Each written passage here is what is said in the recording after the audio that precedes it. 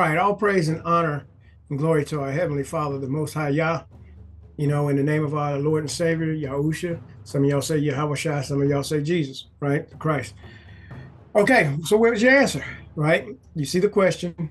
So we're going to break it down in this video. In this video, what we're going to do is we're going to talk about ethnicity, okay? Because, us as Black Americans, we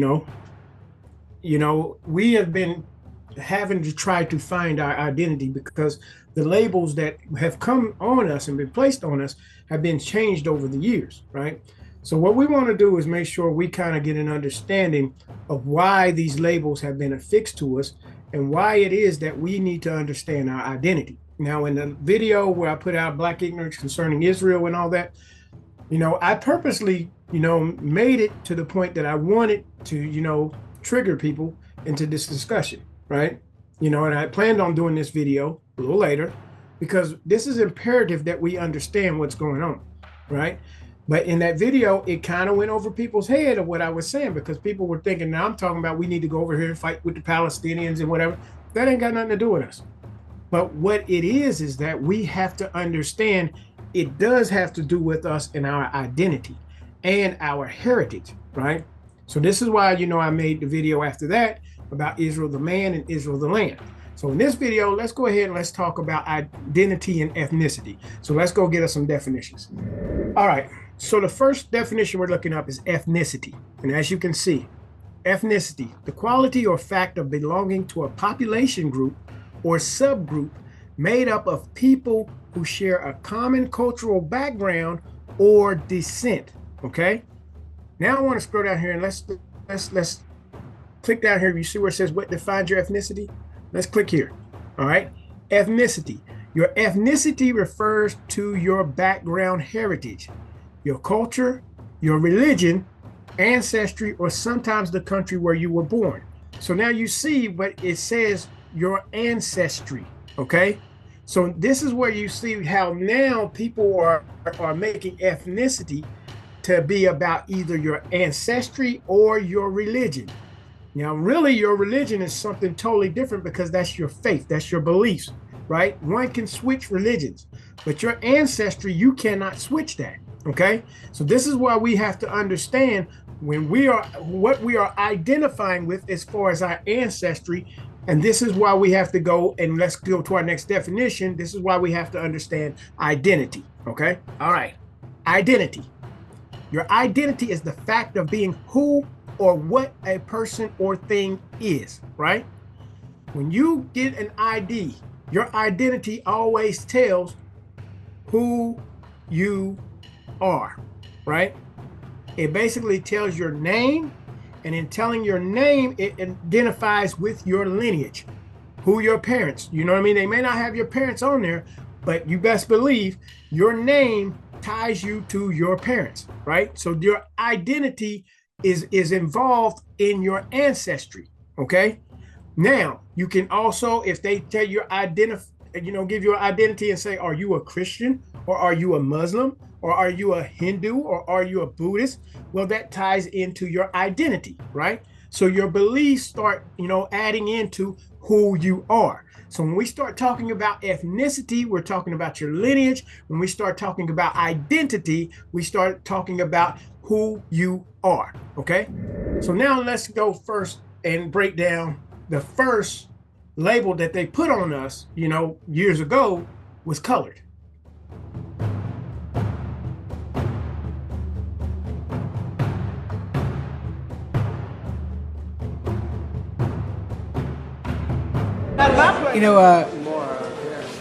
We say colored, but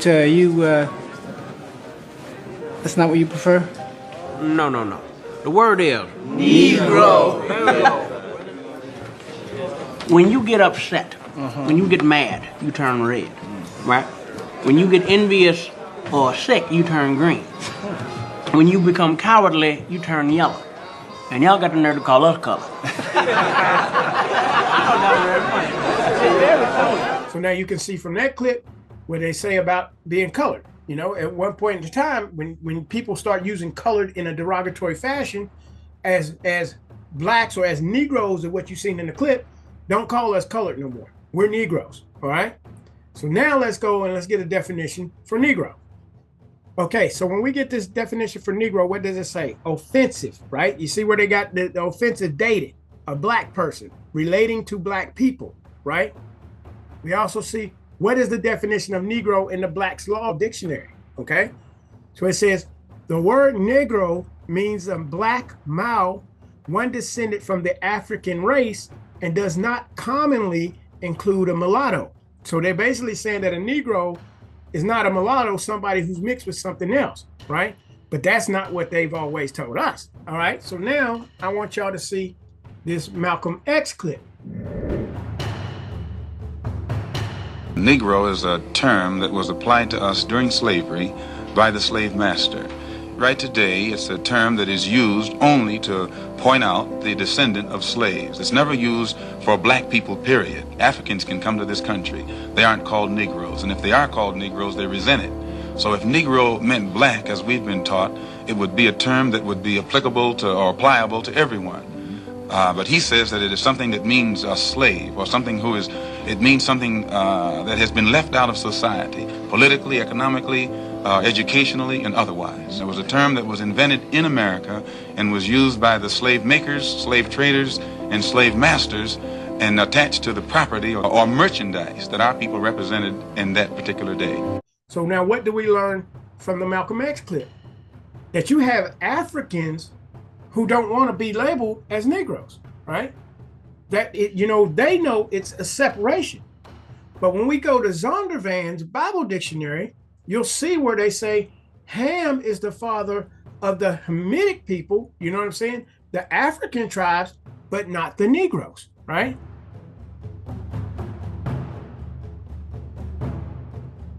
So you see there's a distinguishing between people of darker color, okay? So this is where now we start to say, okay, well, if they're not calling themselves Negroes and they're not with blacks, then why are we calling ourselves black? Why are we Negroes? You know what I mean? You ain't identifying us based off of, you know, our skin color. So then next you get labeled to us is, well, we're African Americans. Well, truthfully, we're just born in America. So why are we called African Americans? You don't have all the Europeans saying that they're European American. So now let me show you another clip. You have said that you resent the idea of being called an African American, that Yes. you are a black American. Yes. Explain. I think that when they call black people who were born and raised for generations in this country, if you accept the handle of African American, that says that you don't accept being an American American. You don't accept being born in Chicago or New York or Detroit or wherever you were born. For generations, your family has been here, you know? Built this country too. Sweat and tears and all that, you know, fought in every war, okay? So this is my country here. So I don't want to be called African American. I'm an American American. My people have died and done everything for this country. Black Americans have made up an important part of American culture and demography for hundreds of years now, and even before emancipation in the modern era, Black Americans have had their own identity and culture form that's a unique fusion of many different civilizations and has led to the position of most black people in the United States having ancestry and roots from many different countries and ethnic groups. The 13 colonies, which would later become the United States of America, were founded by Britain in 1607 with the establishment of Jamestown in modern Virginia, and it was around a decade later in 1619 that the first Africans were brought to the United States as slaves to aid in the production of crops such as tobacco. One thing that seems to confuse people is the terminology and vernacular surrounding the terms African American and Black American, and as I'm 1/4 Black American and the majority of my extended family here in Texas are black, here's how I've always seen it. The terms are more often than not used interchangeably, with many people of African descent from around the world identifying as black, but generally the term Black American refers exclusively to the ethnic group that formed from Americans of African descent that are descended from slaves in the United States. while the term African American can be used to describe more recent sub-Saharan African immigrants to the U.S., although it can also be used more loosely to encompass all people of African descent in the United States. I do, however, have family members that are adamantly opposed to describing themselves as African American, seeing it as more of an artificial label, seeing how their identity lies within the common development and struggles of the Black American community that had led to the formation of the group across the entirety of the country over a span of hundreds of years. It's similar to how many white Americans have had their ancestors established in the country for so long that they no longer identify themselves with any foreign nation, but rather the shared experiences of their American communities that just so happen to be of European descent and would never describe themselves as European American. At the end of the day, labels are subjective, and anyone can identify however they want, of course, but it's important to recognize that Black people in America do have their own ethnic identity separate from other people of African descent from places like Latin America, the Caribbean, and Africa, and that not all people that have African ancestry are a cultural and ethnic monolith. Ever since American independence in 1776, around 90% of people of African descent in the United States were enslaved, while around 10% were known as free people of color, of whom the majority were mixed race, either being the result of a white woman having a child with a slave, or a slave master deciding to free the children he had sired with a slave woman, most of the time on his deathbed. However, there were cases of entire slave families being freed or having their freedom bought for them during this time period as well. Okay, so now you see from the clip, what did Smokey Robinson say? Why are you calling us African Americans? You know what I mean? We were born here. Why do we have to be distinguished as Black Americans, or African Americans? We're born from the continent of America. We're Americans, right? But you see, it's always a distinguishing between Black and white, right? This is what they always try to get you in. And we understand when it comes to lineage, skin color ain't got nothing to do with it. Because if you go out here, if I go and I get a white woman and marry her, right? And the next thing you know, I have children, my children are going to be fairer in complexion. And eventually, if my child, he goes and he gets, he's mixed and then he's a mulatto and he mixed and he gets a white woman, then guess what? Even though that child is still of my lineage, he's still a Timite, right? But he can have fair skin. So this is why we got to understand you can't get caught up in just the skin tone and complexion when it comes to lineage, right? So anyhow, let's go and I got another one because we got to discuss, see, Black people don't want to be called colors, don't want to be called Negroes, don't want to be called African Americans. But some of us still say, not only are we American, we're the indigenous Americans. Yes, I'm back, your boy AD, with another volume of Don't Call Me Black, Don't Call Me an African American, I'm an Indigenous Aboriginal American, Volume 3. We're going to get into this right here. Well, we all know on October 12th, they changed Columbus Day to Indigenous Peoples Day. So I'm telling you, Black people, y'all better start realizing that you are the indigenous Americans of this land before y'all get bamboozled again out of y'all birthright. But what I'm going to do here now is hit you with this video and hit you with some messages to let you know that we are the original indigenous Americans, not Africans. Message. You have folks who, I'll start first, who said, Cube, why are you putting Native Americans in here? Why isn't this just for Black people? Well, Black people are Native Americans. We've had, a lot of proof that, some of us started here in this land.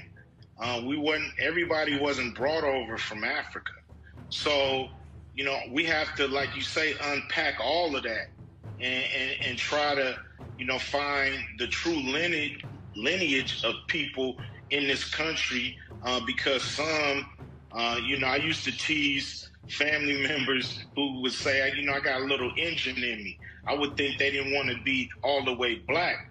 But when I really do the research, a lot of them did have a little Indian in them. So, it's one of those things where, we want to be counted on all levels, not just, through slave ships. Like I said, You know, we were here before Columbus. So a lot of us, and so we want to make sure that's included and not excluded. Message. This month we will be talking about the neglected topics of our beautiful history. Today's topic, we will be talking about the American Aborigines. There were tribes that were already here. And unfortunately, most people still believe that all blacks came from the ships from Africa. So let's talk about some of those statistics. According to PBS.org, only 12.5 million Africans were kidnapped from Africa, but only 10.7 million actually survived. And of that 10.7 million, 388,000 came to North America. And the rest were distributed to South America and the Caribbean. But the first people that were here were the American Aborigines. According to indigenousandamericans.com, the American Aborigines owned 1 million square miles worth of land in the Louisiana Territory, southeastern region of Florida, and the colony of California. In many areas of America, black nations existed way before Christopher Columbus even arrived. Those lands were rightfully the American Aborigines before they were stolen and given to the white settler. The American Aborigines that were stripped from their land were dumped in Oklahoma. And one of the most historic and sad tragedies was called the Trail of Tears. 40 to 90 Indians were placed there. The point is that the American Aborigines were here and they were here first. Thank you for watching another episode of Because It Matters. I'm Digital Debbie, and I'll see you next week. Message. If the so-called Native Americans came across the Bering Strait from Asia to America and found civilization here already of black people, why do they keep telling you you're from Africa? Now, let's not get it twisted. We know about the transatlantic slave trade, right? We know there were Africans brought over. But what they don't tell you is that black people were already here. The reason why they need you to believe that all black people in America came from Africa is because if you believed that you were from America originally, your family, your ancestors were from America, then that means you have a right to land. That means you have a claim to land. The same way that they, and look, check this out. The same way they do the reservations and all of that shit, like the land for the, so-called Native Americans, who they tell us in their own history that they're not truly Native. They would have to do that for everybody that can prove that their family did not come over here on slave ships. That's why they're the records, a certain point in every courthouse records, you get to the 1800s, the 1830, you get to a certain point and they all had a courthouse fire. Why is that? Why are all these records have they disappeared? Think about that. Think about that for a second. Think about the classifications of so-called black people. A lot of people don't realize at one point we were considered copper color indigenous people. Now, what does indigenous mean, first of all? I mean, hello, like the answers are all right in our face. All right, so let me show y'all an old map of the Americas that I have. Right, so you can see this is North America. Look at the natives, right? Get in a little closer for y'all, right? Look how they depicted the natives. See that? See what color they are? Right? Novus Orus America. But notice, and then they got the Spaniards there with the Catholicism. See? There's your North America. Down through your South America, right?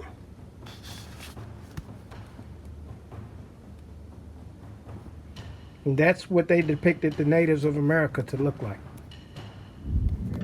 Okay, so now I got two books that I want to read from, The first one is the second edition, Africans and Native Americans, The Language of Race and the Evolution of Red Black Peoples by Jack D. Forbes, okay? Okay, so we're going to pick it up on page 266, and it reads, the clarification of the meanings of color in racial terms. The greater part of this study has been taken up with the extremely crucial task of showing that the modern European and North American tendency to be obsessed with black-white relations to the near exclusion of multi-ethnic and time-depth comparative perspective has led to significant distortions in the use of color and racial terms such as colored, black, Negro, mulatto, musty, pardo, loro, and several others. I have been able to clarify the evolution of many of these terms insofar as they bear upon American-African relations. In general, I am able to show that all of these terms have historically been applicable to persons of American ancestry, and that one cannot read back into previous centuries the current dictionary definitions of such words without serious error. Of considerable significance has been the documentation that Americans, so we're talking about the original Americans, the Native Americans, were often called Negros, blacks, Negroes, and Morin in various languages, or Moors, right? Along with other non-white peoples. And that it is very dangerous to assume that each and every person referred to as Negro or black was African. This is especially pertinent to analysis relating to the character of slaves being shipped from or within the Americas. Also to great significance has been our showing that mulatto in several languages included persons of half or part American ancestry, and that in the Spanish colonies in the Americas, most mulattoes in the 16th and 17th century were of American and African background, not European African.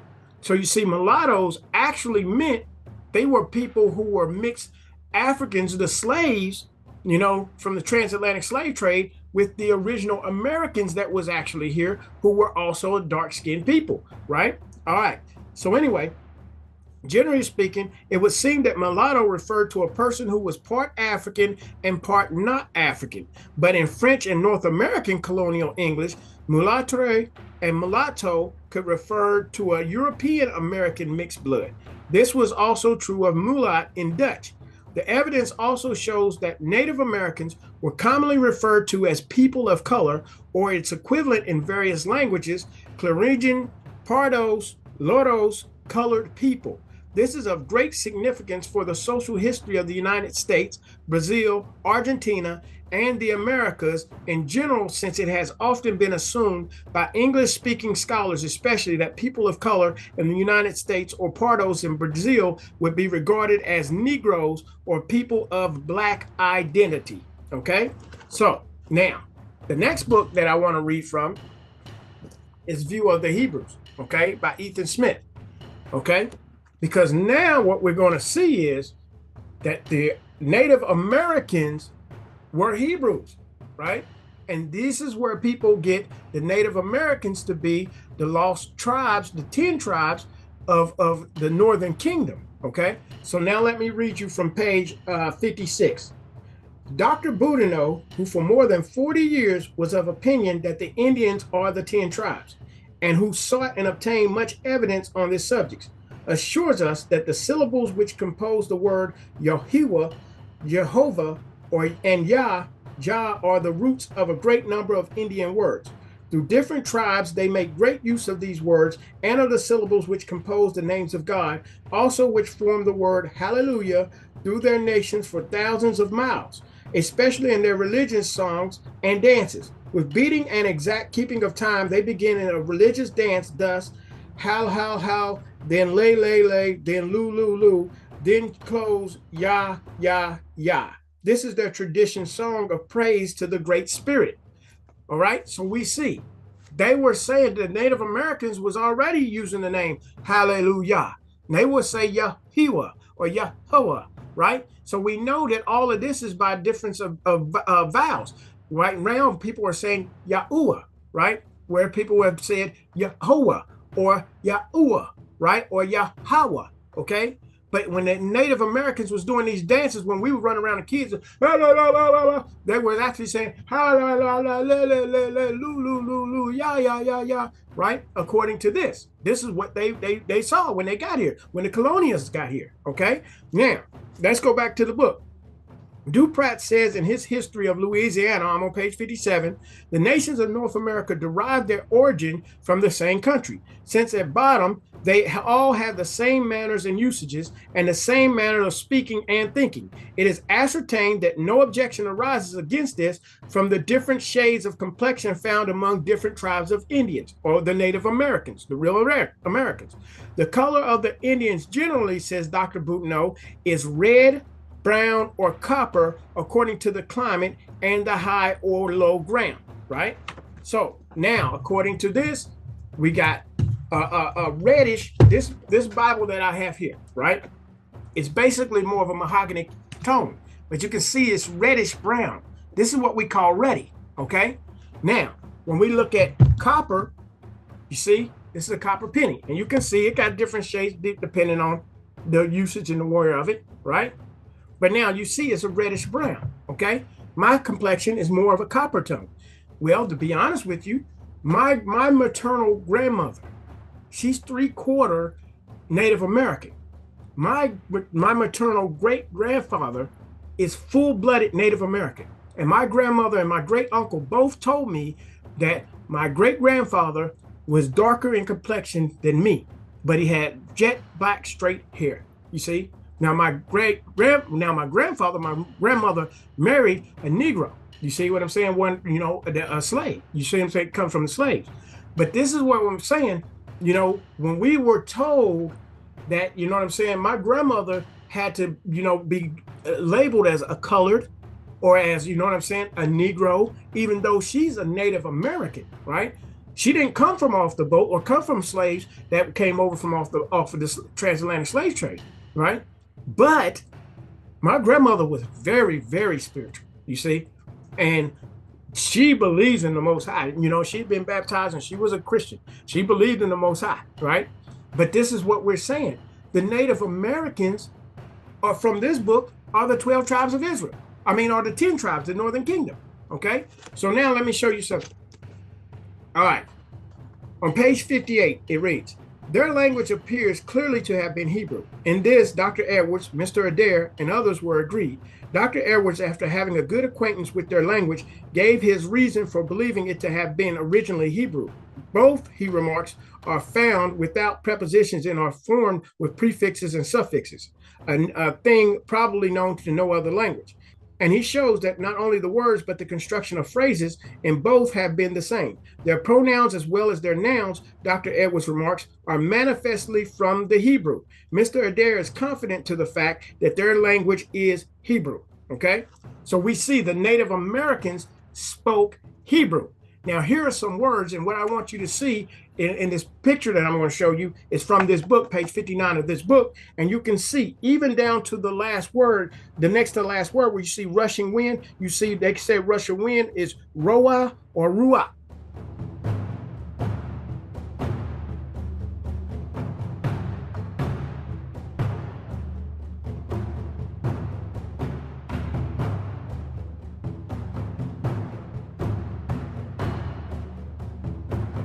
See what I'm saying? So you see that all of these words, they, you know, the Europeans didn't come over here and teach the Native Americans anything about the Most High, right?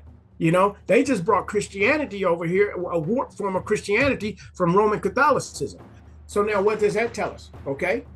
See, we have been a people searching for an identity, you know, whether they stripped of us our identity, you know, they stripped the Native Americans of their identity and told them they were black or Negroes and all this type of stuff and clumped all of, you know, the transatlantic slave trade people. But if you think about it, the Northern Kingdom and the Southern Kingdom was brought together in America, you see, where God said, I will take the two tribes and put them at two sticks and put them together, okay?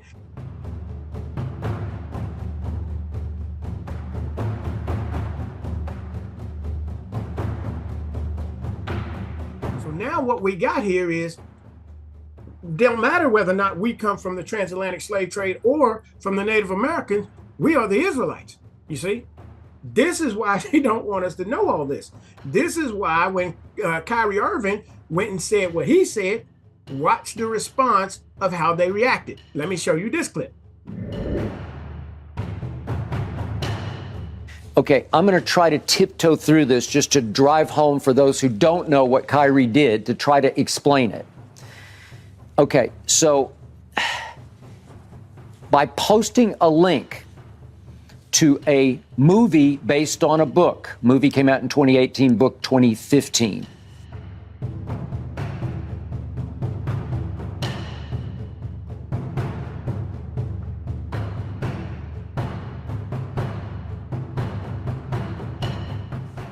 It appeared strongly that Kyrie was endorsing and promoting said movie and book. Right. And the movie is based on the book that Rolling Stone calls venomously anti-Semitic. Okay. Venomously. And cites, Rolling Stone does, statements within the movie that, quote, many famous high-ranking Jews have admitted to worshiping Satan or Lucifer. Mm-hmm. Okay, that's where we start. And another description of the film on Amazon that Kyrie linked to says that the movie uncovers the true identity of the children of Israel by proving the true ethnicity of Abraham, Jacob, many others. Find out what Islam, Judaism, and Christianity have covered up for centuries in regards to the true biblical identity of the so-called Negro in this movie packed with tons of research. Okay, he's free, again, to believe all of the above. Right. Maybe there's some truth in that, but I don't know of it. Right. I'm just saying I didn't see the movie and I haven't read the book. Okay.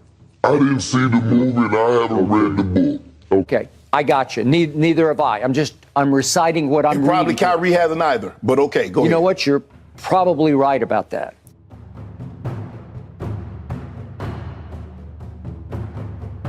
But the problem is, this is going to offend so many people, especially the Jewish people, at the worst time, because Robert Kraft, the owner of the New England Patriots, yesterday sponsored an ad that ran in NFL games, Stand Up to Jewish Hate. If I can cut through this, in Kyrie's mind, he is trying to uphold African American history at the expense of Jews and Christians, Islam. You know, you can go on and on. It's at the expense of everything else.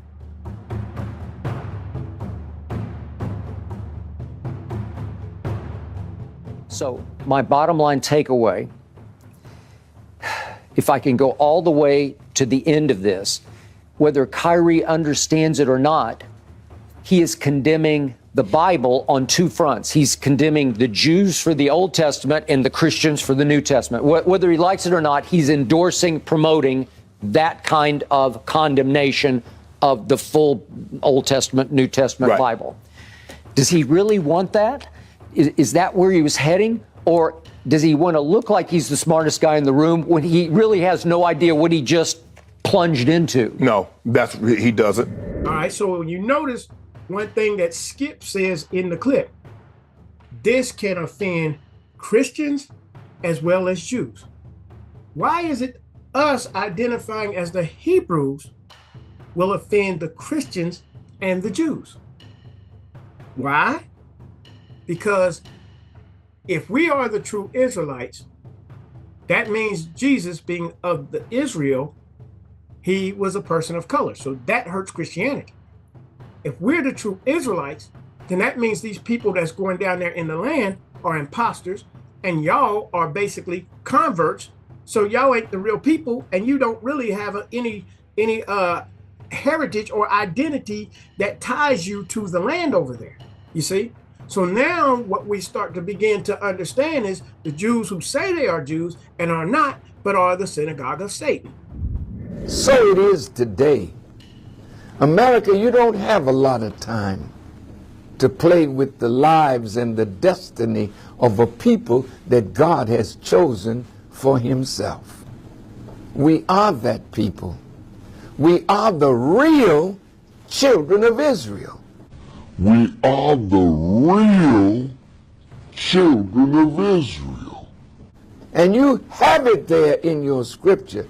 If you would bless us, you would be blessed by God.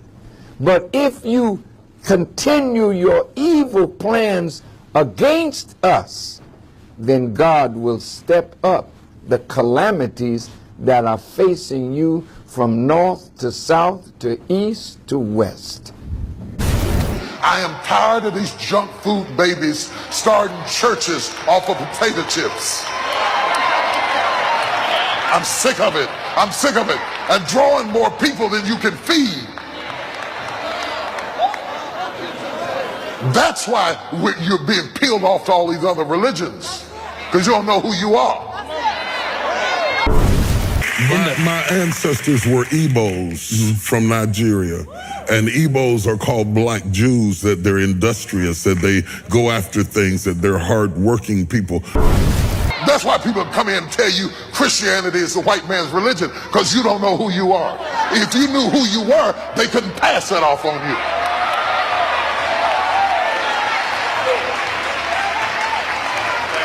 Stand up, Dr. Harrison. He's just as much Gentile as I am. He's just as much Gentile as I am. He's just as much Gentile as I am. Some people who think that like black people or Africans are the real Jews, and we're just these like European fake colonials, Jews, fake Jews, or new Jews or something. New Jews. So here's the thing, like there are African groups that claim to be Israelite tribes. We actually visited one. There was we took a trip as part of a mission to Nigeria. A lot of Igbo people believe they're a lost tribe of Israel. And so we actually made a connection because we're Rhode Island, and Rhode Island does these things where like the Igbo people of Nigeria and the Rhode Island Jewish community like connected, and they sent a couple of tribal elders here, and then we went to the Igbo land in Nigeria, me and my friend Shai Afsai, who led the trip, and my wife Naomi. It was a great time of like and like they're doing a Jewish thing there in Nigeria, and so like that's real, like that's legit.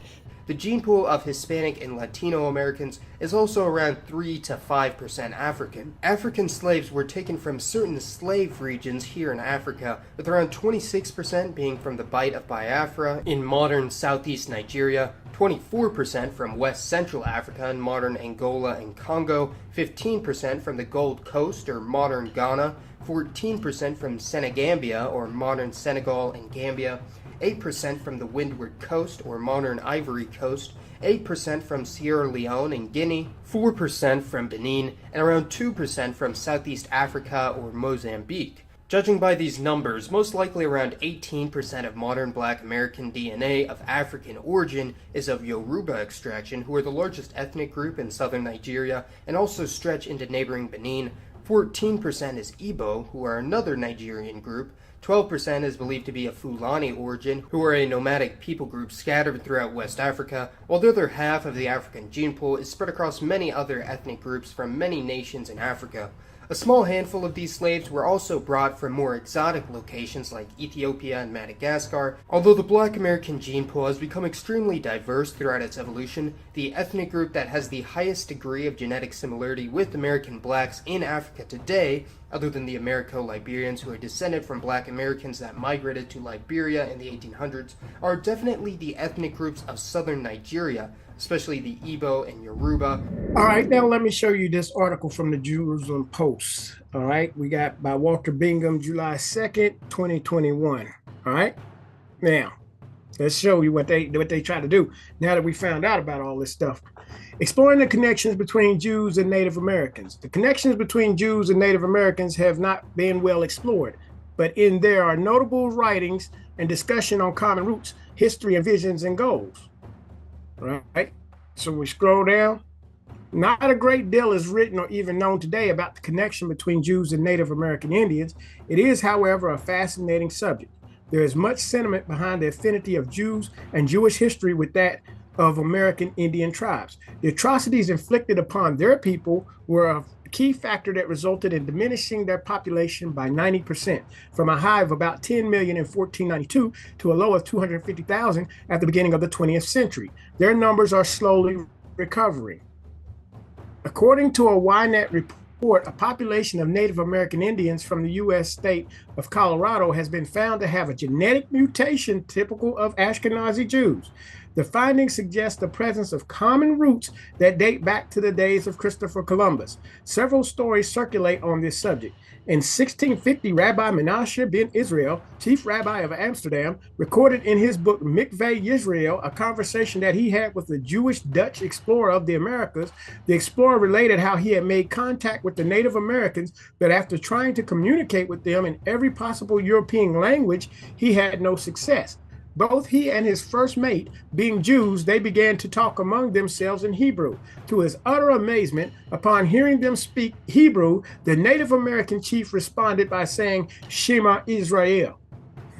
So now you see how now all of a sudden, because we didn't got into the books and now we didn't figured all this stuff out, now all of a sudden they going back in and saying, oh yeah, the Native Americans, yeah, they are. Yeah, we had it written in one of our rabbis had wrote this. Come on, man.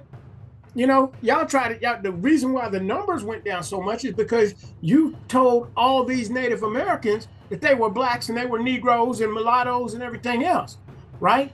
You know what I mean? So that's how it goes from 10 to 12 million to 250,000. Not to mention when you brought the Negroes over here, the slaves, you know what I mean, the transatlantic slave trade, when you brought the Igbos and all them over here, then the bottom line is when they mixed, you know, then you start saying they were all black slaves, you see? But the bottom line is they were Hebrew. And when you brought the slaves over here who were Igbos and they had Hebrew dialects, that's why so many blacks and Native Americans, you know what I mean, intermingled. That's why it was African American and I mean, it was Africans and the Americans who really got together. So when you see what we're talking about here, they knew they were Hebrews and they knew they were Israelites. But now that we found out, now all of a sudden they got to start changing all these stories. So you see, you know, when you see what Skip was saying about offending the Israelites, I mean, about offending the Jewish people, offending the Christians and offending the Arabs. Farrakhan admits that, yes, we're the children of Israel. T.D. Jakes, a Christian, says he's from the Igbo tribe. You got a Jewish guy who gets on here and says the Igbo are Israelites. Then you get the Jerusalem Post who says that the Native Americans are Israelites. So if anybody out of everybody has the right to call and identify themselves as Israelites, it's us. It's us. Now, keep in mind, the same people talking about they offended because we identify as Israelites are the same people that's running around here telling a boy he can be a girl and a girl, she can identify as a boy, and a man can identify as a woman, and a woman can identify as a man. To parents of transgender children, affirming your child's identity is one of the most powerful things you can do to keep them safe and healthy. To any transgender American who's struggling, please know that you're not alone. To parents and children alike, please ask for help and know this: you're so brave, you belong, and we have your back. God bless you all. Be brave. So as y'all can see in close, right? We don't have to let these people define who we are. They don't get to put labels and slap tags on us and say, this is who you are, and we're offended because you say this, and you're being anti-Semitic. We are the true children of Israel. The signs stick to us. You know, we were the ones put on slave ship and scattered. If we were Native Americans, you came over here and you took our land, right? Same thing with the people in the South Pacific Islands. Those people are dark brown skin people who had straight black hair. You know what I mean? Some of them had woolly hair and they went down there and all of them South Pacific Islands and did the exact same thing to them people over there. Put them on sugar plantations and everything else, right? So this ain't just about us. That's why I try to make everybody understand. This ain't just about us. We have to understand the true Israelites, you know, were people of color that got scattered all over the world. And these people are lying and they get offended because now they know we found out, right? So with that being said, thank y'all for watching. You know what I'm saying? You know, now you understand when you see this picture. What would you say the ethnicity of this man is? Thanks for watching. Y'all have a blessed day.